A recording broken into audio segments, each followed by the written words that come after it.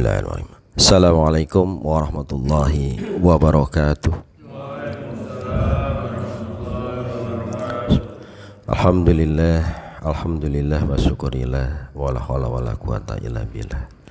Asyhadu an la ilaha illallah wahdahu la syarikalah wa asyhadu anna Muhammadan abduhu wa rasuluhu la nabiyya ba'da. Allahumma shalli wa sallim wa barik ala sayyidina Muhammadin wa ala alihi wa sahbihi ajmain. Amma ba'd. Bapak Ibu yang dirahmati Allah Subhanahu wa taala, pada tadabbur hadis dan beberapa ayat kemarin kita bersimpulan bahwa pentingnya untuk mencintai Allah. Insya Allah dengan mencintai Allah maka kita akan gampang rindu kepada Allah. Kita jadikan Allah kekasih kita, maka kemudian kita akan sebentar-sebentar rindu ingin bertemu pada Allah. Begitu nyaman manakala kita berdua berkhalwat di malam hari, tidak ada yang melihat, semua pada tidur, kita hanya sama Allah bercurhat, nikmat, sehingga bisa memunculkan halawatul iman, nikmatnya iman, halawatul ibadah, nikmatnya ibadah. Begitu. Lantas bagaimana caranya agar kita bisa mencintai Allah? Nah, ini ada ilmunya, yaitu ilmu ma'rifatullah. Bagaimana kemudian kita mengenali Allah dengan pengenalan yang sebaik-baiknya, sehingga betul-betul kemudian bisa menggambarkan dan merasakan keberadaan Allah dalam diri kita.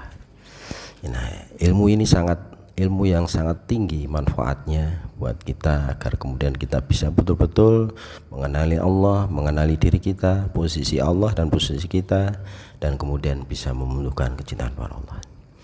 Salah satu dalam ilmu tersebut adalah caranya dengan mengenali diri kita. Kalau kita mengenali diri kita, maka kita akan mengenali Allah.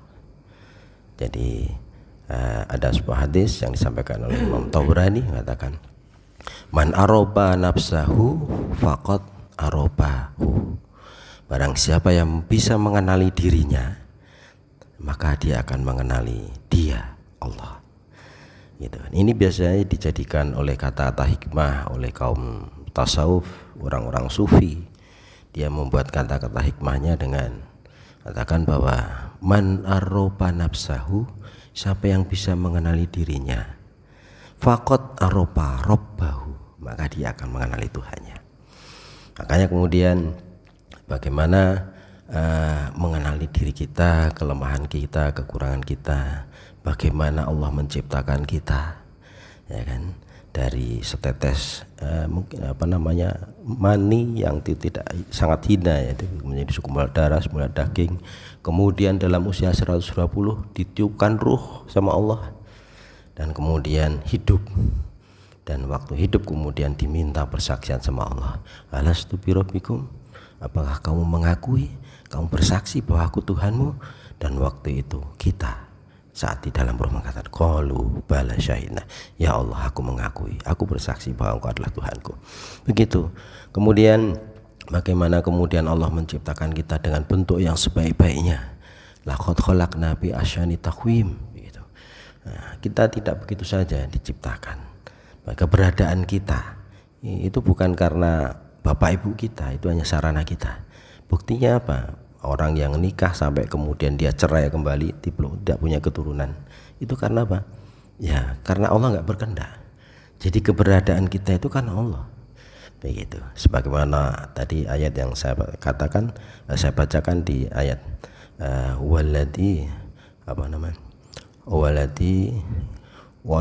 wallahu khaliqul musawwirul lahul asmaul husna. Wallahu khaliq, Allah yang menciptakan. Wabasar, Allah yang mengadakan. Jadi Allah yang menciptakan kita, yang mengadakan kita. Musawwirul lahum, yang membuat bentuk sebaik-baiknya terhadap diri kita.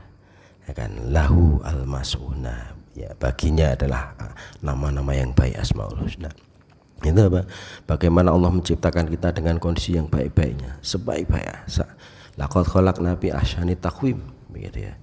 Nah, bisa kebayang kalau kemudian Allah tuh berkehendak menciptakan hidung kita itu nggak ke bawah, itu ke atas gitu. Betapa susahnya kalau kita hujan kan gitu, menghindar sana sini. Bagaimana kalau Allah menciptakan matanya kita itu tidak dua tapi empat, depan satu, belakang satu. Tentu kemudian sangat tidak indah. Ini kita harus kita syukuri begitu. Dan kemudian berusaha mengetahui apa manusia diciptakan. Apakah Allah itu menciptakan itu hanya Allah sedang iseng saja? Nah, sebagaimana ayat yang saya sampaikan di depan tadi, apa hasibatum annama khalaqnakum abasa. Apakah kalian mengira aku menciptakan kalian itu untuk main-main saja? Tidak, bahwa aku menciptakan kalian itu ada tujuannya. Apa tujuannya? Allah katakan dalam surat Ad-Dzariyat, wa ma khalaqtul jinna wal insan illa liya'budun. Bahwa aku menciptakan kalian dan jin itu untuk beribadah kepada aku. Jelas tujuannya untuk ibadah.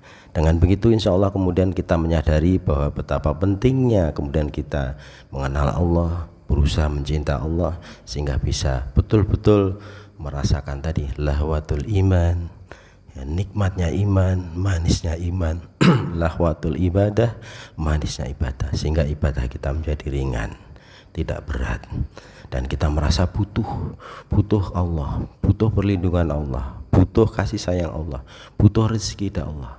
Itu semua. Maka kalau kita butuh, maka kita akan mencintainya. Sebagaimana kalau kita memiliki satu sepeda satu-satunya yang itu menjadi alat transportasi, itu dibutuhkan. Maka karena kita butuh itu untuk perjalanan, maka meskipun sepedanya sederhana, kita rawat, kita sayangi, kita cintai. Begitu.